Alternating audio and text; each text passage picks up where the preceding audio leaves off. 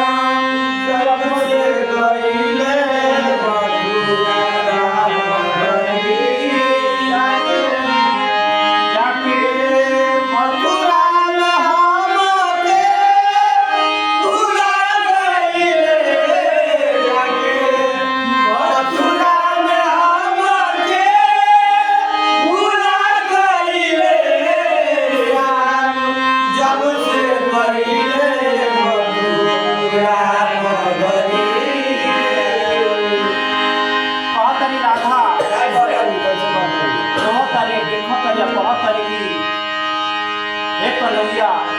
हमरा साथे बहुत दगा कइले बात करे रही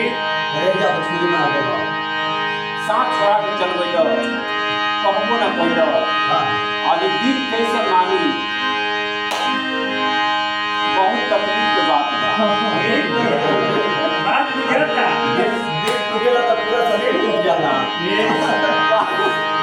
क्या कह रहे